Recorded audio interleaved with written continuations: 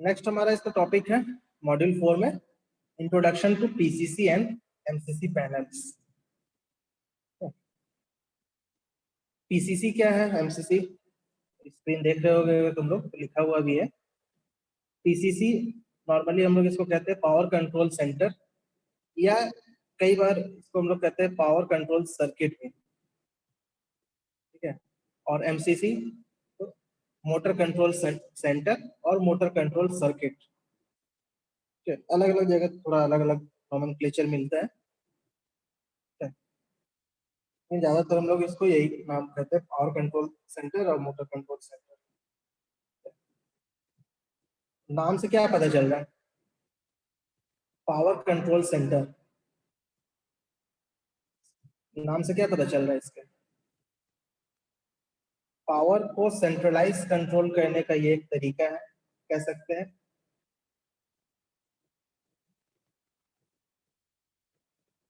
कह सकते हैं ना।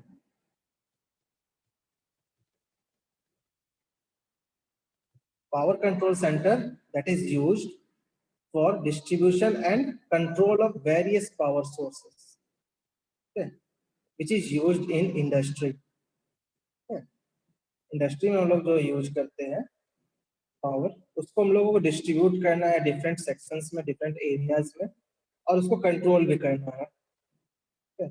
इस पूरे पर्पस के लिए distribution of power and their controlling, for that we require a centralised control of this power, and for this we are using a set of the equipments, a mechanism, okay, that is called the power control center।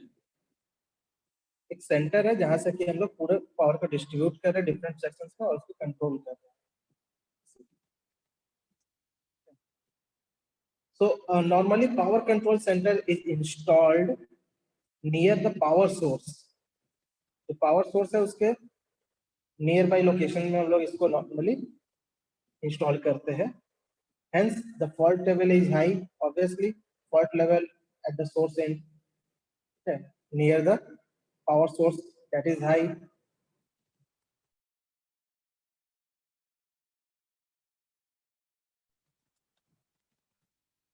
हाँ, तो बता रहे थे power control centre के बारे में।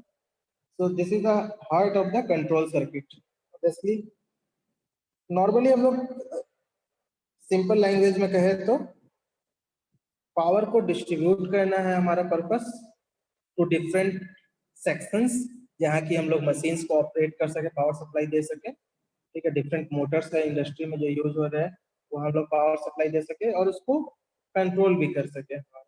Main यही purpose है पावर कंट्रोल सेंटर का, ठीक है। तो ये पावर कंट्रोल सेंटर में इनपुट कुछ होगा, कुछ आउटपुट होगा, होगा ना। ये पावर कंट्रोल सेंटर क्या है, एक तरह से कह सकते हो कि स्मॉल वोल्टेज लेवल पर एक तरह से ये हमारा सब स्टेशन ही है, ठीक है।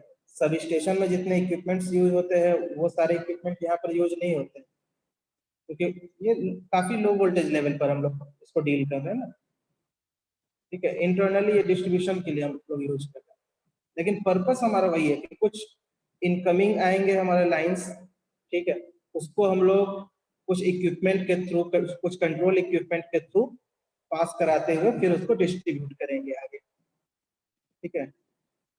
यही हमारा पर्पस है। तो यहाँ पर हमारा नॉर्मली क्या रहता है इस पावर कंट्रोल सेंटर में? पावर कंट्रोल सेंटर में हमारा क्या हो सकता है कि लाइन हमारा आया इनपुट, ठीक है, वो हमारा यहाँ पर इनपुट पे काम करेगा। उसके बाद हम लोग क्या करते हैं, कुछ एमसीबी हो गए, कुछ बस बार होंगे, कुछ पैनल्स होंगे, कुछ करंट ट्रांसफार्मर, पोटेंशियल ट्रांसफार्मर होंगे जो स्मॉल रेटिंग के होंगे, ठीक है। तो ये सारे चीजें होंगे जो कि पावर को कंट्रोल कर रहे हैं, उसके प्रोटेक्शन के लिए है पर्पस, ठीक है। तो मोटा मोटी समझ गया ना पावर कंट्रोल सेंटर का हमारा पर्पस क्या है, पीसीसी जिसको हम लोग कह रहे हैं। स्मॉल लेवल पर, स्मॉल वोल्टेज लेवल पर हम लोगों को पावर को मैनेज करना है, कंट्रोल करना है, डिस्ट्रीब्यूट करना है, ठीक है। और यहीं से हमारा एक आउटपुट जो है निकल करके, सपोज इंडस्ट्री में एक सेक्शन है जहाँ की मोटर है, उसको कि हम लोगों को रन करना है, तो मोटर को रन करने के लिए सप्लाई चाहिए, तो वो सप्लाई हम लोग इसी पीसीसी के थ्रू, पावर कंट्रोल सेंटर के थ्रू, वो एक सप्लाई एक पॉइंट हम लोग ले जा करके उस मोटर को रन कराने के लिए हम लोग इनपुट देते हैं। ठीक है, वो जहां पर जा करके टर्मिनेट होगा, पीसीसी से निकल करके वो लाइन उस मोटर के लिए, उसको हम लोग कहेंगे मोटर कंट्रोल सेंटर।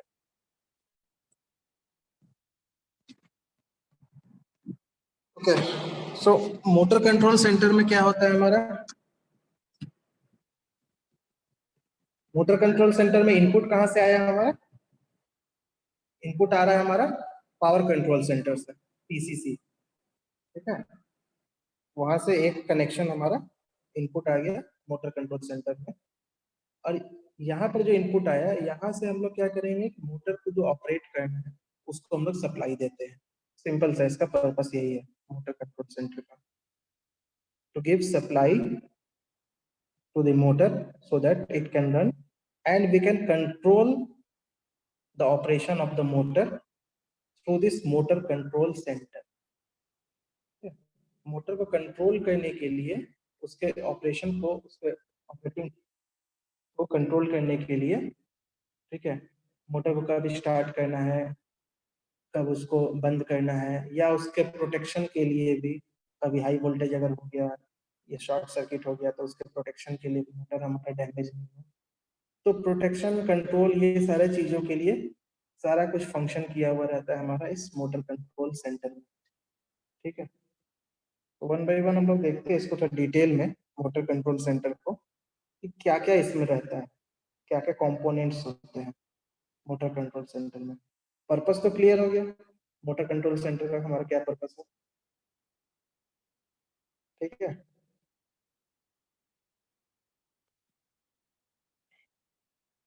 आवाज जा रही है ना मेरी? यस सर, आवाज आ रही है सर। कुछ बोलते रहोगे बीच में तुम लोग, थोड़ा भी पता चलेगा, अदरवाइज लगेगा कि सिर्फ हम ही बोल रहे हैं। Yes sir. पर्पस इसका क्लियर हो गया ना, मोटर कंट्रोल सेंटर और पावर कंट्रोल सेंटर का। मोटर को सप्लाई दिया जाता है सर, ये जैसे कि मोटर ऑन ऑफ हो जाए। मोटर को सप्लाई दिया जाता है, साथ ही साथ कुछ इसमें प्रोटेक्शन का भी, मोटर को प्रोटेक्ट करने के लिए कुछ प्रोटेक्टिव डिवाइस भी हम लोग इसके साथ यूज करते हैं इस कंट्रोल सेंटर के अंदर। ठीक है, तो क्या है हम थोड़ा डिटेल में बताते हैं धीरे धीरे। ठीक है, कभी अगर शॉर्ट सर्किट हो गया अचानक से, हाई वोल्टेज हो गया, तब क्या होगा, करंट अचानक से इंक्रीज कर जाएगा, तब तो वही इंक्रीज करंट ही हमारा मोटर में चले जाएगा, तो मोटर का वाइंडिंग इंसुलेशन सब कुछ हमारा फिर फेल करेगा, हो सकता है ना इशू ये। तो यस इन सर। सब चीजों से प्रोटेक्ट करने के लिए कुछ प्रोटेक्टिव डिवाइस हम लोग यूज करते हैं, ये सारा कुछ अरेंजमेंट हमारा यहीं पर रहता है इस मोटर कंट्रोल सेंटर में। और नॉर्मली इंडस्ट्री में हमारा यही सब यूज होता है, एक complete control centre, motor control centre, power control centre. ठीक है, तब देखो इसमें क्या होता है, कौन कौन से इसमें कंपोनेंट्स होते हैं इस मोटर कंट्रोल सेंटर में। एक होता है हमारा स्टार्टर। ठीक है, फ्यूज, या इसको सर्किट ब्रेकर भी कह सकते हैं। फ्यूज का पर्पस क्या है, सर्किट को ब्रेक करना, जब एक सर्टेन लेवल से ज्यादा करंट हमारा फ्लो करेगा सर्किट में तो।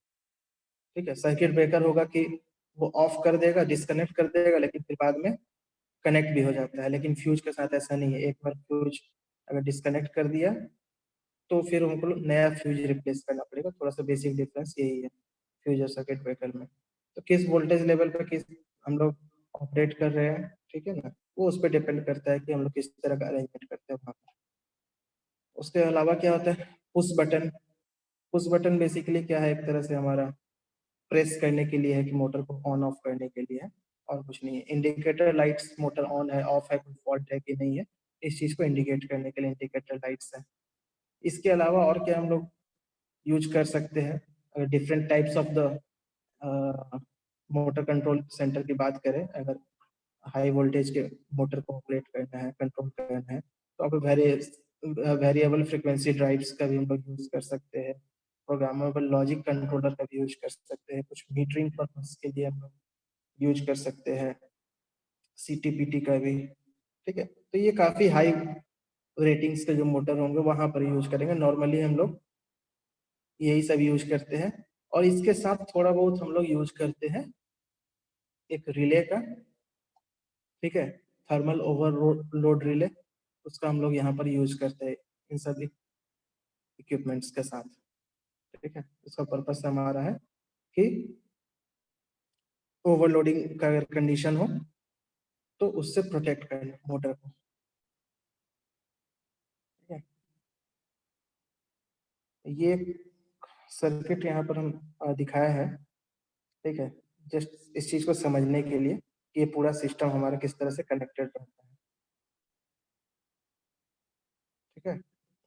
यहाँ देखो क्या है, ये क्या है, स्विच बोर्ड है। नॉर्मली इन सब चीजों को देखे भी होगे तुम लोग, ठीक है, कोई नया चीज नहीं है, ये सब चीज ऑलरेडी देखा हुआ है।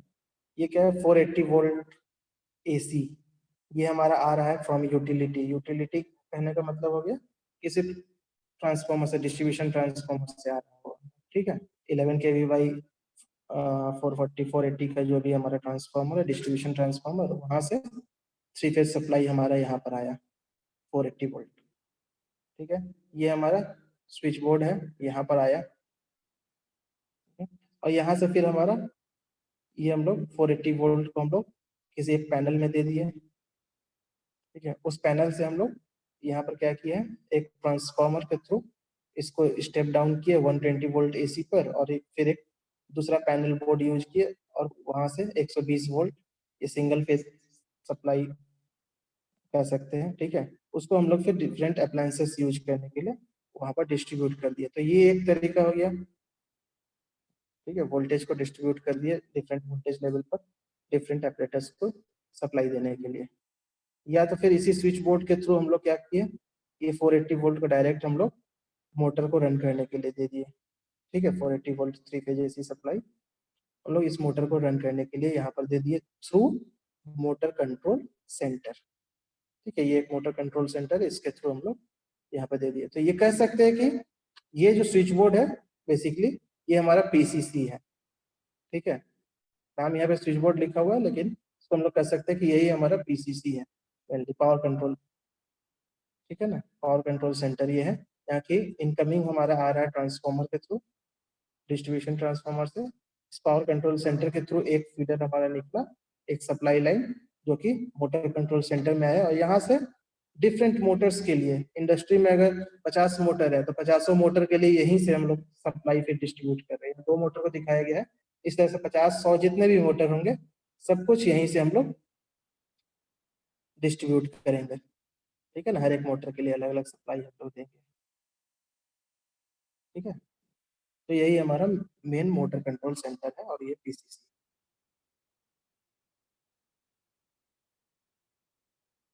ये देख रहे हो कि अलग अलग वोल्टेज रेंज में लिखा होगा, फिर उससे ज्यादा अंतर नहीं पड़ता। मेन उसका बेसिक मतलब समझो क्या है, इसका पर्पस है, ठीक है, PCC और MCC का। अब आते हैं इसमें इसमें डिफरेंट कौन कौन से थे हमारे इक्विपमेंट्स जो कि हम लोग यूज करते हैं, starter, fuse, push button, indicators, और एक इसमें और नहीं लिखा हुआ है, वो है हमारा थर्मल ओवरलोड रिले, ठीक है। तो ये स्टार्टर क्या होता है बेसिकली, ये जो हम लोग स्टार्टर की बात कर रहे हैं, ठीक है, उसको हम मैग्नेटिक स्टार्टर हम लोग इसको नाम देते हैं। तो ये मैग्नेटिक स्टार्टर क्या है, ये हमारा स्टार्टर है, it is designed for remote control of electric Motors. Motor को अगर रिमोट कंट्रोल करना है, मतलब कि दूर से ऑपरेट करना है, ठीक है। इंडस्ट्री में कहीं लगा हुआ है मोटर हमारा किसी साइट पर, इंडस्ट्री में, ठीक है, किसी एक कोने में लगा हुआ है, और उसका कंट्रोल रूम वहां से कहीं होगा 100 मीटर की दूरी पर होगा, वहां से हमको ऑपरेट करना है, उस मोटर को ऑन ऑफ करना है, ठीक है। तो ये रिमोट कंट्रोल हो गया, remote control of electric motor, इसको बता सकते, ठीक है। तो इस पर्पस के लिए हम लोग स्टार्टर का यूज करते हैं, सो इट इंक्लूड्स, इसमें क्या होता है हमारा, it includes thermal overload relay and contactors, that is also called electrical interlock, ठीक है। थर्मल ओवरलोड रिले और कॉन्टेक्टर, ये दो मेन चीज है जो कि इस स्टार्टर के अंदर में रहता है। घर में भी नॉर्मली जो यूज करते हैं हम लोग मोटर, ठीक है, पानी को लिफ्ट करने के लिए डेली अपना, तो वहां भी एक हम लोग छोटा सा एक पैनल होता है जिससे कि मोटर को ऑन ऑफ करते हैं ना, that is also kind of the starter, जो कि काफी कम वोल्टेज लेवल पर वहां पर काम हो रहा हो, ठीक है। वहां हमको 3 फेज की जरूरत नहीं है, सिंगल फेज ही है वो, 1 HP का मोटर है, तो कम कैपेसिटी का है, लेकिन इंडस्ट्री में वही हायर कैपेसिटी का है, 3 फेज सप्लाई की जरूरत है, थोड़ा उसके लिए एडिशनल उसमें कुछ कंपोनेंट्स हम लोग स्टार्टर में ऐड कर देते हैं, ठीक है। तो वही एडिशनल कंपोनेंट्स में आ गया हमारा थर्मल ओवरलोड रिले, ठीक है, समझ रहे हो ना बात को। Yes sir. So each relay consists of two closely bonded strips of different alloy with different temperature coefficient of expansion, ठीक है। सेंटेंस को पढ़ो फिर हम एक्सप्लेन करते हैं इसको। Each relay consists of, ये थर्मल ओवरलोड रिले की बात कर रहे हैं, each relay consists of two closely bonded strips of different alloy with different temperature coefficient of expansion, ठीक है। ये सर्किट देखो, ये फिगर जो है नीचे में, ये क्या है, ये है थर्मल ओवरलोड रिले, ठीक है, अंडर नॉर्मल कंडीशन, और ये है अंडर ओवरलोड कंडीशन, ठीक है। ये दोनों सर्किट एक ही है, thermal relay eight normal condition. तो ये देख रहे हो कि बाई मेटेलिक स्ट्रिप है यहाँ पर, ये बाई मेटेलिक स्ट्रिप है ना, दो डिफरेंट कलर्स में दिख रहे होंगे। Yes sir. यही कह रहा है कि each relay consist of two closely bonded strips, closely bonded strips है ऑफ डिफरेंट एलॉय, अलग अलग मटेरियल का बना हुआ है, which different temperature coefficient of expansion, different material का है दोनों का, टेम्परेचर ऑफ कोफिशिएंट है वो भी डिफरेंट है, ठीक है। So when the current flowing through such a relay exceeds its setting, ठीक है, it heats the bimetal element and makes it bend because two strips increases its length by different amounts, ठीक है। यहाँ एक इसका एक अपना सर्टेन करंट लेवल है कि इतने एम्पियर तक का करंट इससे फ्लो करेगा, तब तक ये बाईमेटेलिक स्ट्रिप जो है नॉर्मल करंट को फ्लो करने देगा, ठीक है, नॉर्मल करंट यहाँ से पास होगा। लेकिन ड्यू टू एनी रीजन, अगर ये हमारा बाईमेटेलिक, अगर यहाँ से हमारा करंट इंक्रीज कर जाता है, जो भी करंट फ्लो कर रहा है, सपोज 5 एम्पियर करंट फ्लो कर रहा है, due to any fault, due to any unbalance situation, due to any reason, अगर ये हमारा करंट 5 एम्पियर से बढ़ के 8 एम्पियर हो गया, तब क्या होगा, ये बाईमेटेलिक स्ट्रिप, ये हमारा बाईमेटेलिक स्ट्रिप जो है इसका लेंथ हमारा इंक्रीज कर जाएगा due to increase in temperature. Temperature क्यों इंक्रीज किया, due to increase in current, ठीक है। तो करंट हमारा इंक्रीज किया, करंट इंक्रीज किया तो टेम्परेचर इंक्रीज कर गया, और ये टेम्परेचर इंक्रीज करने के कारण इसका दोनों का अलग अलग है टेम्परेचर कोफिशिएंट, तो इसका लेंथ हमारा इंक्रीज कर जाएगा, ठीक है। रिलेशन तो पता ही होगा हमारा रेजिस्टेंस का with temperature coefficient and length, ठीक है। जैसे जैसे हमारा टेम्परेचर बढ़ेगा, इसका हमारा लेंथ भी इंक्रीज कर जाएगा इसी के अकॉर्डिंग। तो यही होता है, ये देखो ये मोटर है, यहाँ से नॉर्मल करंट फ्लो कर रहा है इस मोटर से, ठीक है, और यहाँ पर एक हीटिंग एलिमेंट है। तो जैसे ये करंट हमारा इंक्रीज कर जाएगा, करंट जो यहाँ से नॉर्मली फ्लो कर रहा है इस हीटिंग एलिमेंट, करंट जैसे इंक्रीज करेगा तो क्या होगा, ये हीटिंग एलिमेंट जो है वो ज्यादा हीट प्रोड्यूस करेगा, ये ज्यादा हीट प्रोड्यूस करने के कारण फिर क्या होगा, बाईमेटेलिक स्ट्रिप जो है ये हमारा, इसका लेंथ ज्यादा हो जाएगा, ठीक है, और ये धीरे धीरे बेंड करना शुरू करेगा, ठीक है। जैसे कोई चीज होता है ना पिघल गया, तो वैसे ही होगा, थोड़ा सा ये इसका लेंथ ज्यादा इंक्रीज होने लगा और क्या आ जाएगा, ये बेंड होगा, बेंड होकर के ये क्या करेगा, ये जो कॉन्टेक्टर एक है, ठीक है, इस कॉन्टेक्टर को ये टच करेगा, बाईमेटेलिक स्ट्रिप देख रहे होगे कि ये फिगर, इस फिगर में, ठीक है, ये बेंड होकर के इस कॉन्टेक्टर को टच किया। ये जैसे ही टच करेगा तब क्या होगा, ये ट्रिप मैकेनिज्म सिस्टम, ये इसको टच करेगा और ये कंट्रोल यहाँ से आगे कन्वे हो जाएगा, फॉरवर्ड हो जाएगा कि ये इसको टच कर गया। That means current has increased due to any fault और due to any unbalance situation. तो ये हमारा आगे सिग्नल दे देगा कि देयर इज सम फॉल्ट, ठीक है। तो ये हमारा जो आगे सर्किट को ब्रेक करने के लिए जो भी कुछ यहाँ पर मैकेनिज्म होगा, आइदर फ्यूज या सर्किट ब्रेकर या जो भी चीज है, वो हमारे इस सर्किट को ब्रेक कर देगा। दैट मीन्स ये करंट अब यहाँ से फ्लो नहीं करेगा, इसको डिस्कनेक्ट कर देगा, ठीक है। यही हमारा मैकेनिज्म है पूरा, ये मैग्नेटिक स्टार्टर का यही पर्पस है हमारा। अदरवाइज क्या होगा, नॉर्मली क्या होगा, यहाँ स्टार्टर को हम लोग स्टार्ट करेंगे पुश बटन के थ्रू और ये नॉर्मल करंट यहाँ से हमारा फ्लो करेगा, यही होगा नॉर्मल कंडीशन में, ठीक है। तो ये इस तरह का अरेंजमेंट हमारा किया हुआ है। यहाँ तक क्लियर है? यस। यही एक दूसरा सर्किट भी दिया हुआ है, यही मैग्नेटिक स्टार्टर का, ठीक है। ये देख रहे होगे इस सर्किट में ये थर्मल ओवरलोड रिले है, ये शाफ्ट है, शाफ्ट ऑफ कॉन्टेक्टर्स। कॉन्टेक्टर्स क्या होता है बेसिकली, कॉन्टेक्टर का काम क्या है, कॉन्टेक्ट करना, ठीक है। दो डिफरेंट सेक्शंस होगा उसको कि आपस में कॉन्टेक्ट करेगा, ज्वाइन करेगा, कनेक्ट करेगा, यही काम है ना कॉन्टेक्टर्स का। तो ये एक होता है हमारा शाफ्ट, उसी के ऊपर में होता है हमारा तीनों एक साथ, 3 फेज के लिए, देख रहे हो 3 फेज के लिए 3 हमारा कॉन्टेक्टर्स है, ठीक है। और यहाँ पर हमारा ये बाईमेटेलिक थर्मल ओवरलोड रिले है। और ये क्या है, आर्क शूट। आर्क शूट का काम क्या है, जो भी ये अगर कोई आर्क प्रोड्यूस होता है तो उसको एक्सटिंग्विश करेगा। एक्सटिंग्विश करेगा मतलब कि यहाँ अगर ये कॉन्टेक्टर है तो करंट यहीं से फ्लो कर रहा, कॉन्टेक्टर के थ्रू ही, ठीक है। देख रहे हो यहाँ से करंट आएगा, ये थर्मल ओवरलोड रिले के थ्रू होते हुए, कॉन्टेक्टर के थ्रू होते हुए आगे हमारा यहाँ से कनेक्शन फिर मोटर में जाएगा।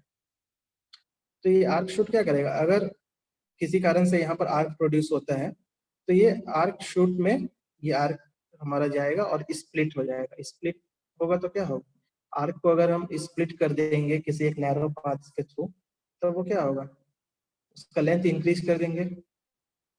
ये आर इक्वल टू क्या होता है, rho L by A, length जैसे इंक्रीज कर देंगे अगर हम उसका, तो एरिया क्या हो जाएगा, एरिया भी और कम हो जाएगा, तो रेजिस्टेंस हमारा इंक्रीज करेगा, तो रेजिस्टेंस इंक्रीज करेगा तो करंट क्या होगा, कम होगा। तो आर्क क्या है बेसिकली हमारा, ये आर्क क्यों हमारा आ रहा है, ड्यू टू करंट आ रहा है, ठीक है। तो रेजिस्टेंस इंक्रीज करेंगे दैट मीन्स करंट कम हो गया, करंट कम हो गया तो ये आर्क जो प्रोड्यूस हमारा होगा ड्यू टू एनी रीजन वो हमारा एक्सटिंग्विश हो जाएगा, ठीक है। तो ये हमारा बेसिक उसका पर्पस है आर्क शूट का। तो इस तरह का अरेंजमेंट हमारा किया हुआ रहता है मैग्नेटिक स्टार्टर के अंदर। ये चीज नॉर्मली देखे भी होगे स्मॉल लेवल पे, ठीक है, सिंगल फेज के केस में, या 3 फेज भी देखे होगे कई लोग, देखे हो कोई इस चीज को, एक बॉक्स टाइप का होता है जिसको ओपन करते हैं नॉर्मली, उसके अंदर में ऐसा रहता है। No sir. जरूरी नहीं कि किसी इंडस्ट्री में ही लगा हो, घर पे भी कहीं लगा होगा, ये 3 फेज के लिए हो, सिंगल फेज के लिए होगा, ठीक है, बट मोटा मोटी ऐसा ही कंस्ट्रक्शन, ठीक है। कुछ इसका और सर्किट होगा, अगर क्लैरिटी चाहिए तो कुछ और गूगल करना तुम लोग सर्च, तो वहाँ पर भी मिल जाएगा, ठीक है। सिंपल सा कंस्ट्रक्शन होता है जो घर में हमारा नॉर्मली रहता है, पावर को कनेक्ट डिस्कनेक्ट करने के लिए 3 पोल नेट का जो एक बॉक्स लगा रहता है जहाँ के कनेक्शन आता है, फिर डिस्ट्रीब्यूट करते हैं। तो होता है ना एक बाहर में हैंडल होता है जिसको कि ऑपरेट करते हैं तो लाइन डिस्कनेक्ट हो जाता है पूरे घर का, फिर वहाँ से कनेक्ट। तो ये उसी टाइप का ये अरेंजमेंट किया हुआ रहता है, शाफ्ट ऑफ कॉन्टैक्टर जो है ये उसी टाइप का है। इसको यहाँ से अगर हम ऑपरेट करेंगे तो ये पूरा पूरा डिस्कनेक्ट या कनेक्ट हो जाएगा, ठीक है। थोड़ा सा ये 3 फेज के लिए है तो थोड़ा सा डिफरेंट हमारा एडिशनल कंपोनेंट्स यहाँ पर लगाया हुआ है, लेकिन वो सिंगल फेज के लिए रहता है, लो वोल्टेज के लिए है तो कुछ कंपोनेंट्स वहाँ पर कम होते हैं, ठीक है। बट बेसिक ऑपरेशन जो है वही है हमारा, ठीक है। तो ये हमारा स्टार्टर है। दूसरा मोटर कंट्रोल सर्किट में एक थोड़ा सा हम एडिशनल थोड़ा सा बता देते हैं इस चीज को, ठीक है। फिर उसके बाद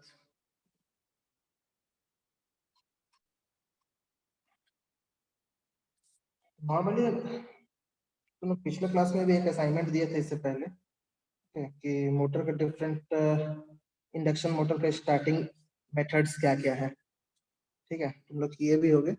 उसमें से एक मेथड क्या था हमारा, डायरेक्ट ऑनलाइन स्टार्टिंग मेथड, है ना। Yes sir.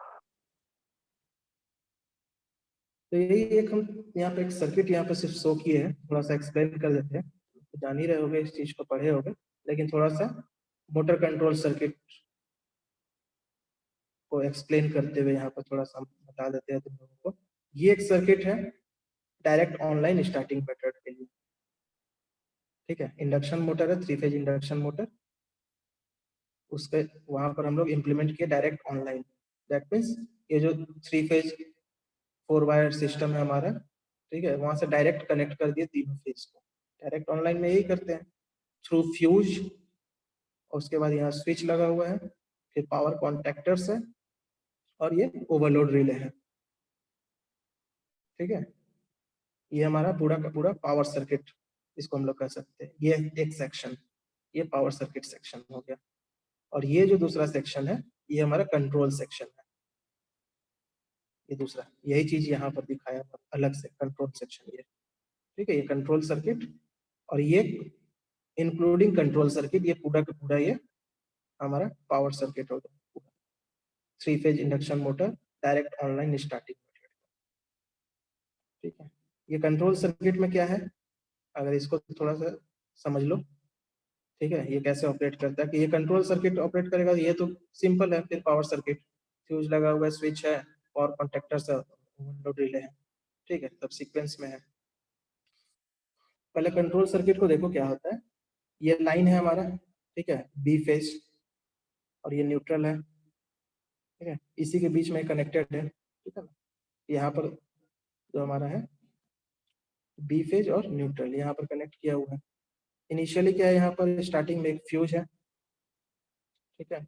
उस फ्यूज के बाद ये एक है ऑफ पुश बटन, ठीक है। मोटर को ऑन और ऑफ करने के लिए एक स्टार्ट पुश बटन है, जो कि स्टार्ट करने के लिए है, ऑन करने के लिए, और ये ऑफ करने के लिए पुश बटन है, ठीक है। इसको थोड़ा सा कंपेयर करो जो घर पे यूज करते हो मोटर को ऑन ऑफ करने के लिए, जो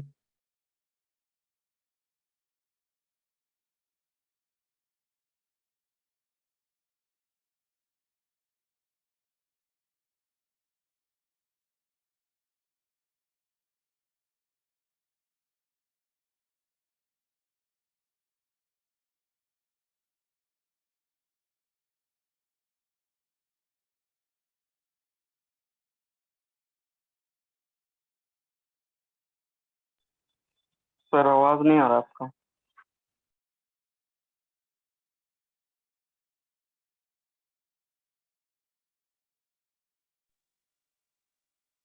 होल्ड ऑन कॉन्टैक्ट क्या चीज है ये बेसिकली। नॉर्मली जब स्विच ऑन करेंगे हम पुश बटन के थ्रू, तब क्या होगा, करंट यहाँ से फ्यूज के थ्रू आएगा, ये नॉर्मली क्लोज रहेगा, ऑफ पुश बटन, ठीक है। फिर करंट यहाँ आएगा, और उसके बाद क्या होगा, ये जो पुश बटन करेंगे तो ये जो देख रहे होगे, ये पुश होकर के यहाँ तक आ जाएगा, स्मॉल ए जो कॉन्टेक्टर है इस कॉन्टेक्ट के पास आ जाएगा, और फिर ये इसको पुश करके इन दोनों कॉन्टेक्ट्स को क्लोज कर देगा, यहाँ पर टच कर जाएगा आगे मूव होकर के, और ये क्या हो जाएगा, ये यहाँ जो टच कर रहा है ये ओपन हो जाएगा। अब करंट कैसे फ्लो करेगा, यहाँ से आएगा, यहाँ से इस कॉन्टेक्ट के थ्रू ये स्मॉल ए जो कॉन्टेक्ट है ये टच करेगा इन दोनों टर्मिनल्स को, और फिर यहाँ से फ्लो होते हुए फिर यहाँ से इधर से आएगा, ऐसे फ्लो करेगा करंट। ये थोड़ा सा एडिशनल अरेंजमेंट इसलिए किया हुआ है कि अब करंट हमारा नॉर्मली ऑल टाइम यहाँ से फ्लो नहीं करके यहाँ से फ्लो करेगा इस एडिशनल ऑक्सिलरी कॉन्टैक्ट के through, so that due to any reason अगर हमारा करंट इंक्रीज करता है तो ये कौन टर्मिनल्स क्या है, ये तो हीट होते रहेगा, ठीक है, ये तो टर्मिनल हीट होगा ना, करंट यहाँ से फ्लो करेगा तो एक अपना सर्टेन इसका इंसुलेशन कूलिंग प्रॉपर्टी होगा, ठीक है, इस मटेरियल का भी होगा। But due to any reason अगर ये कुछ फॉल्ट होता है, कुछ भी होता है, तो ये कॉन्टैक्ट हमारा डैमेज होगा, जो मेन कॉन्टैक्ट है वो हमारा डैमेज नहीं होगा, ठीक है। इसलिए थोड़ा सा एक एडिशनल प्रोविजन यहाँ पर किया। करंट यहाँ से अब आएगा फ्यूज के थ्रू, ऑफ पुश बटन के थ्रू, फिर इस ऑक्सिलरी कॉन्टैक्ट के थ्रू होते हुए यहाँ से आएगा। उसके बाद ये आएगा थर्मल ओवरलोड रिले कॉन्टैक्ट, ठीक है। इस थर्मल ओवरलोड रिले के थ्रू होते हुए करंट हमारा फ्लो करेगा। ये रिले का कॉइल हो गया, ठीक है। ये रिले कॉइल क्या है बेसिकली, ये रिले कॉइल क्या है, इस कॉइल का काम क्या है, करंट यहाँ से नॉर्मली फ्लो कर रहा है नॉर्मल कंडीशन में, ठीक है। जैसे ही ये यहाँ पर कोई फॉल्ट के कारण करंट इंक्रीज करेगा, ये रिले कॉइल जो है वो एनर्जाइज हो जाएगा। एनर्जाइज हो जाएगा इट मीन्स ये और ज्यादा मैग्नेटाइज हो जाएगा, ये जो कॉइल होगा, और ये जो ज्यादा और मैग्नेटाइज हो जाएगा तो क्या होगा, ये फिर यहाँ से एक इंटरनली कनेक्शन रहता है हमारा, ठीक है। इस रिले के थ्रू हमारा इंटरनली एक कनेक्शन रहता है जो कि इस कॉन्टेक्ट्स को क्या करेगा, यहाँ से डिस्कनेक्ट कर देगा, ठीक है। ये इस प्लंजर के थ्रू एक कनेक्ट होता है यहाँ से, जो कि इस प्लंजर को यहाँ से डिस्कनेक्ट कर देगा, इस सर्किट को डिस्कनेक्ट करेगा हमारा। तो इस रिले कॉइल का बेसिक पर्पस है कि सेंस करना, सेंस किया कि ये एडिशनल करंट यहाँ से फ्लो कर रहा है, जितना सेट वैल्यू है उससे ज्यादा करंट फ्लो कर रहा है, whatever with the reason, ठीक है। कुछ भी हो सकता है रीजन, आइदर ओवरलोड के कारण हो, या कोई फॉल्ट हो गया हो, या मोटर का इंसुलेशन फेल कर गया हो, ठीक है, कोई भी रीजन हो सकता है, बट एडिशनल करंट फ्लो किया जो कि इसके लिमिट से ज्यादा है, तो ये रिले कॉइल उसको सेंस किया और ज्यादा मैग्नेटाइज हुआ। ड्यू टू मैग्नेटाइजेशन इंटरनली ये कनेक्टेड होता है एक प्लंजर के थ्रू, जो कि उसको हम इस रिले को ऑपरेट कराएगा, ठीक है, और ये डिस्कनेक्ट करेगा हमारा इस सर्किट को, तो ये जो करंट फ्लो कर रहा है वो हमारा डिसकंटिन्यू हो जाएगा। तो यही पूरा का पूरा कंट्रोल सर्किट है, ठीक है। वही ये कंट्रोल सर्किट यहाँ पर पावर सर्किट के साथ दिखाया गया है। तो ये एक हमारा मोटर कंट्रोल सर्किट का बेसिक फंक्शन हो गया, ठीक है। इसमें अब किसी को कुछ अगर डाउट है तो फिर बताओ, अदरवाइज फिर ये पीसीसी और एमसीसी ये टॉपिक यहीं पे फिर खत्म करते हैं।